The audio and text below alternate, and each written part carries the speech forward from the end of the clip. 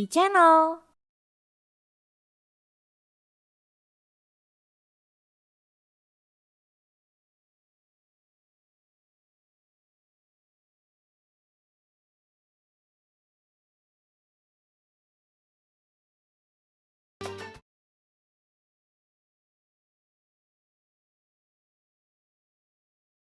Assalamualaikum warahmatullahi wabarakatuh.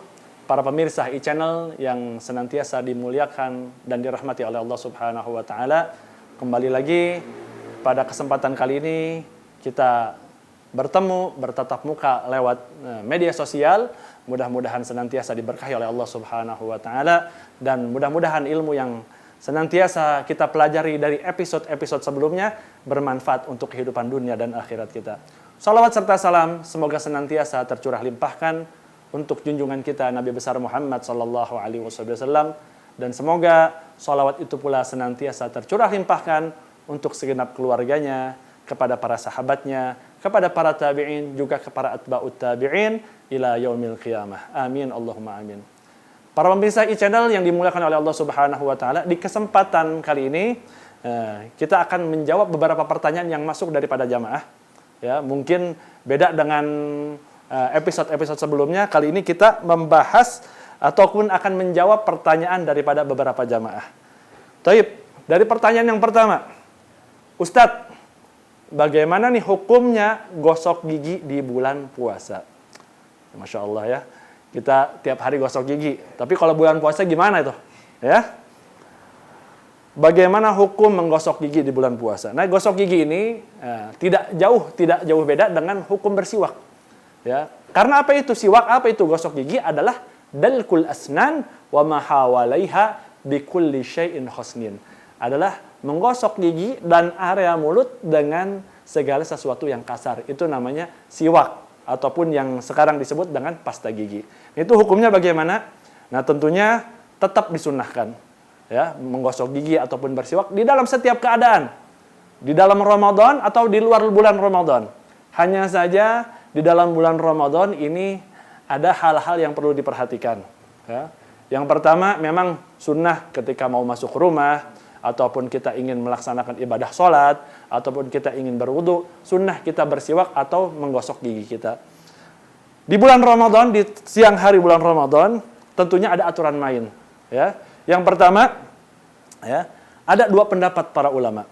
Di antaranya yang pertama adalah Al-Imam An-Nawawi, pengarang kitab Minhajut Talibin.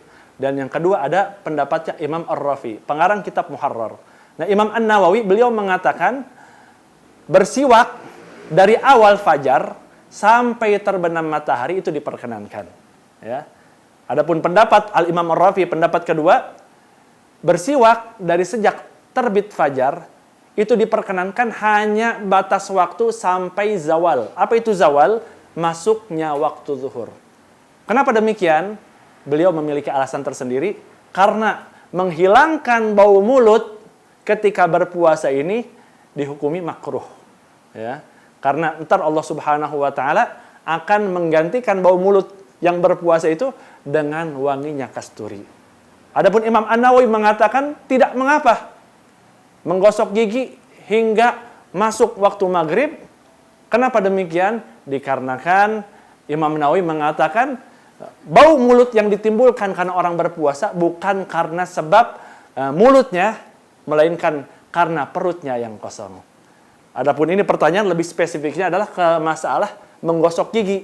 Nah, kebanyakan kita menggunakan odol. Maka bagaimana syaratnya? Yang penting odolnya tidak tertelan, maka tidak apa-apa. Ataupun bersiwak yang harus diperhatikan ketika siwak masuk ke gigi kita, ya, ketika masih ada basah ataupun karena sebab ludah kita, jangan kita kembalikan lagi sehingga tertelan, maka itu menyebabkan batal puasa. Tapi pertanyaan yang kedua daripada netizen, ya, Ustadz, bagaimana hukumnya mandi di bulan Ramadan? Maksudnya mungkin mandi di siang hari bulan Ramadan gitu ya. Karena kalau mandi setiap saat kita mandi ya. Nah, ini bagaimana hukumnya mandi di siang hari bulan Ramadan? Yang perlu kita ketahui, mandi ini terbagi menjadi dua.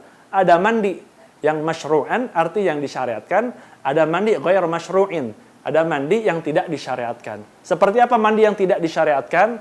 Semisal ya kita pulang kerja ya dengan keadaan bau badan dan lain sebagainya, kita mandi untuk menyegarkan diri atau untuk mendinginkan diri, membersihkan daripada kotoran, itu diperkenankan kapan saja ya.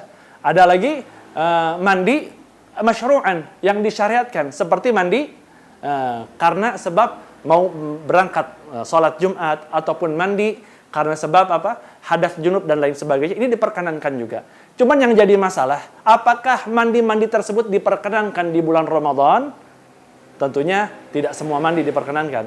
Adapun mandi ada aturan mainnya. Mohon maaf, ada aturan mainnya mandi di bulan Ramadan.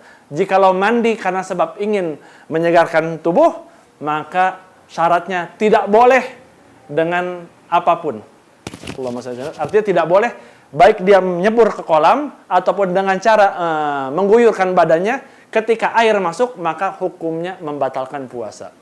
Berbeda dengan mandi yang disyariatkan, seperti mandi karena sebab hadas junub atau mandi karena sebab ingin melaksanakan ibadah sholat Jumat, maka ada tata caranya. Ketika dia masuk ke dalam kolam, kemudian air masuk ke dalam rongga terbuka, maka otomatis batal.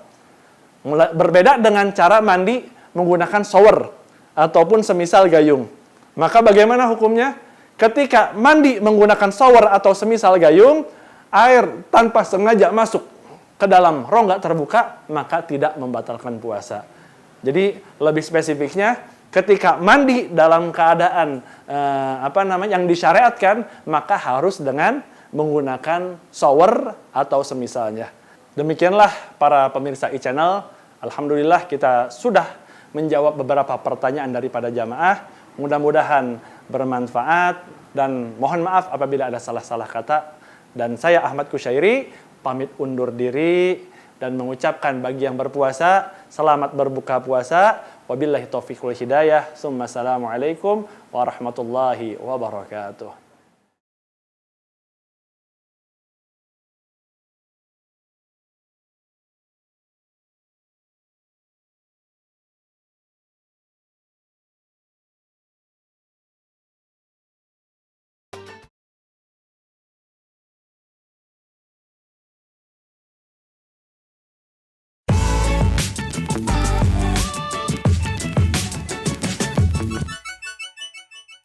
e-channel.